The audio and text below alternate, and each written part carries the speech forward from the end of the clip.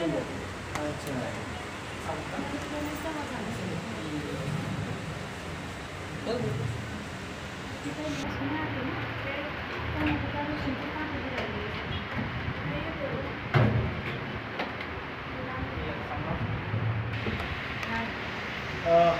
Keyboard घेऊन घ्या ना, शिफ्ट करते इथे घ्या, स्टँड सोबतच ना, स्टँड सोबत घ्या.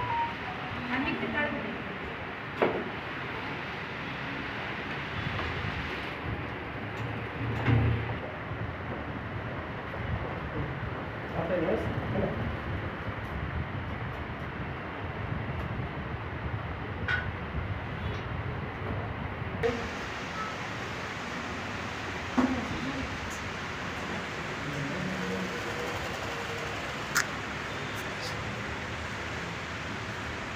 स्वागत आहे. धन्यवाद. मिलन ग्रुप मार्केटचे आपण संचालक आहात. आताच एक नवीन गाणं आलेलं आहे मार्केटला, जे मला वाटतं 24-25 तासापूर्वी रिलीज झालेलं आहे. धुमाकूळ घालतंय. मराठा समाजावर ते गाणं आहे. आपण त्याचे गीतकार आहात, संगीतकार आहात. आपल्या बाजूला त्या गायिका पण बसलेल्या आहात. त्यांच्या सुमधुर आवाजात हे गाणं गायला गेले. काय वाटतं, कशी संकल्पना सुचली? संकल्पना अशी सुचली, जो आरक्षण या विषयावर प्रथमतः मराठा समाज एकत्र आला, जे गटातटात वेगवेगळ्या मित्रमंडळीत वेगवेगळ्या पक्षात जे विभागलेले लोक होते, या विषयावर एकत्र आले. त्यामुळे ही संकल्पना सुचली की आपणही असं काही गाणं बनवूया की जेणेकरून अजून समाज एकत्र राहील आणि समाजामध्ये एक चांगलं मेसेज आहे. ही संकल्पना डोक्यात घेऊन आम्ही गाणं बनवलंय. ही संकल्पना कधी आणि कशी सुचली ते सांगा. संकल्पना सुचाचं कारण असं, जरांगे पाटील साहेब आपले लेकरबाळ सोडून अख्ख्या समाजाला सोबत घेऊन एकत्र होऊन फक्त आणि फक्त समाजाचा विकास किंवा समाजामध्ये एकुलता राहावं या गोष्टीवर काम करत आहे. म्हणून ती एक प्रेरणा डोक्यामध्ये होती की आपण गायक आहात, एक गायकानं किंवा संगीतकारानं त्या समाजामध्ये एक चांगला मेसेज कसा जाईल या संकल्पना डोक्यात घेऊन आम्ही ती रचना केलेली आहे. याचं संगीतही आपण दिलेलं आहे. हो बरोबर आहे.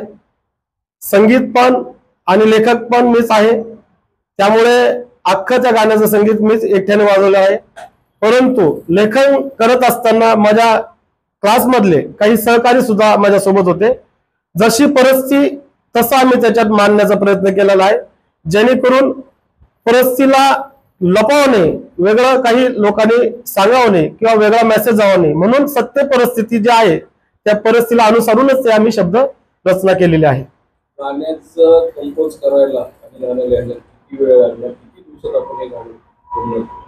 बघा, लिहायला वेळ लागतो, कंपोज करायला वेळ लागत नाही.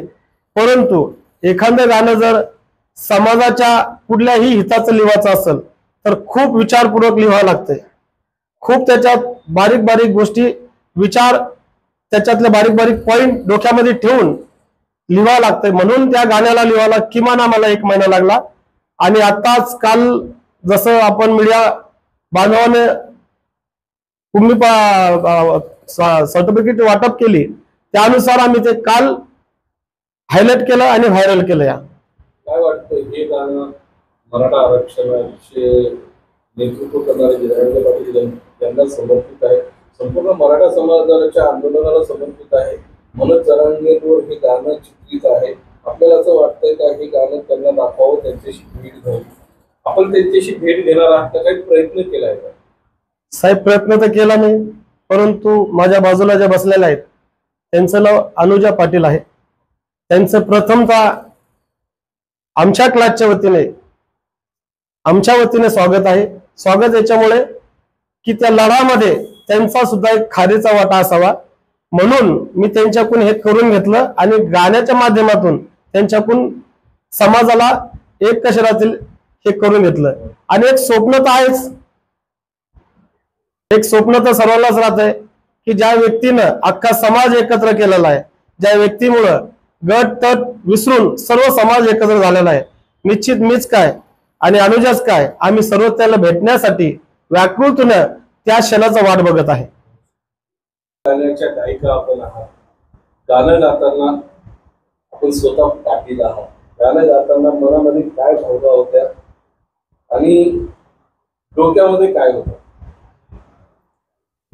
मनामध्ये भावना एवढ्याच होत्या की आपण जसं न्यूज मध्ये वारंवार आम्ही सगळं गाणं लिहिताना त्या गोष्टी बघत होतो की सिच्युएशन काय आहे, लोक कोणत्या कंडिशन मधून जात आहेत, कोणत्या गोष्टींना सामोरं जात आहेत. तर त्या गोष्टी आम्ही तशा त्याच्यामध्ये सरांनी बरोबर त्या पद्धतीने मांडल्या. आणि गाणं म्हणतानाही माझ्या समोर तेच एक होतं की कोणत्या पद्धतीने कसा प्रवास करून जरांगे पाटलांनी समाजासाठी त्या गोष्टी करून आणल्या आणि कसा समाज एकत्र केलाय या गोष्टींचाच विचार करून मी ते गाणं गायले. आनंद सरांनी ज्यावेळेस आपल्याला हे गाणं आपल्याला गायचं हे ज्यावेळेस सांगितलं, काय वाटतं? स्टार्टिंगला तर माझं हे पहिलंच गाणं आहे, तर मला एक सगळ्यांना भीती असती तशी भीती होती की मला हे जमल की नाही, होईल की नाही माझ्याकडनं. पण मी पण एक काहीतरी छोटा भाग, समाजाचा भाव किंवा काहीतरी कर्तव्य करावं म्हणून त्या गोष्टीसाठी तयार झाले आणि माझं बेस्ट देण्याचा प्रयत्न केला.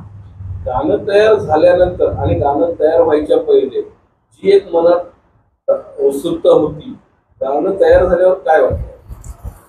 आता गाणं तयार होऊन आणि आम्ही टाकून जास्त वेळ झालेला नाहीये, पण जसं आम्ही ते टाकलं त्याच्यानंतर मला खूप जणांचे कॉल आलेत, ज्या लोकांना मी 10-10, 15-15 वर्षापासून बोललेली नाहीयेत.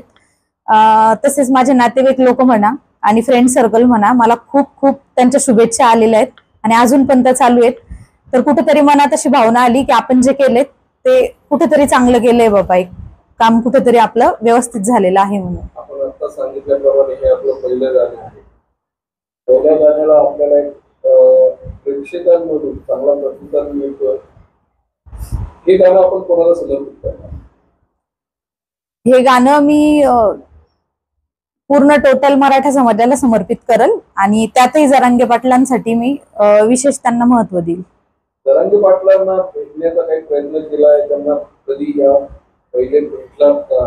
गाणं तयार झाल्यानंतर त्यांना भेटावं असं कधी वाटतंय का? सर, पहिले स्टार्टिंगला जेव्हा त्यांची सुरुवात झाली होती आंतरवाली सराटीला, तर त्यावेळेस मी त्याच्यामध्ये म्हणजे गेलेले होते तिथे आंदोलनामध्ये. तर त्यावेळेस मी त्यांना बघितलं, पण मी लांबून बघितलेलं होतं. आणि आता जर मला तसा जर चान्स मिळाला किंवा जर योग आला तर मी नक्कीच त्यांना भेटेल. भविष्यात आपलं हे पहिलं गाणं आहे. भविष्यात आनंद सरांचा दांडगा अनुभव आहे, चांगला संपर्क आहे.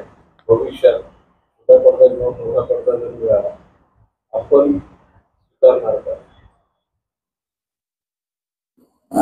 सर, ती मी वेळ आणि परिस्थिती बघून ठरवल. कारण इथं मी आनंद सरां होते म्हणून त्यांच्यामुळे ह्या गोष्टी सगळ्यांना होकार दिला आणि तयार झाले. त्यावेळेसची सिच्युएशन जशी राहील त्यानुसार मी त्या गोष्टींना तयार होईल. समाजाला काय आव्हान करणार? समाजाला एवढंच आव्हान करल की ज्या पद्धतीने जरांगे पाटलांनी आपल्याला एकत्र केले आणि ज्या ज्या गोष्टींसाठी आपण एकत्र आलोय, तर तुम्ही पण तसंच एकमेकांना सहकार्य करा आणि त्यांना सपोर्ट करा. आपण आनंद सरांच्या मिलिंद ग्रुप संगीत अकॅडमी संगीत क्लासेसच्या आपणही त्याच्यात सहभागी आहात. आपल्याबरोबर आपले अजून काही बाल कलाकारही त्यामध्ये पुरस्कृती होते. त्यांना आणि या फील्डमध्ये येणाऱ्यांना काय सांगतो? विशेषतः या फील्डमध्ये येणाऱ्यांना सगळ्यात पहिले तर मी सांगेल की आनंद सर शून्यापासून 101% सगळी तयारी करून घेतात. आपल्याला जी भीती असती की ती निघून जाते की आपल्याला ह्या गोष्टी येईल की नाही येणार.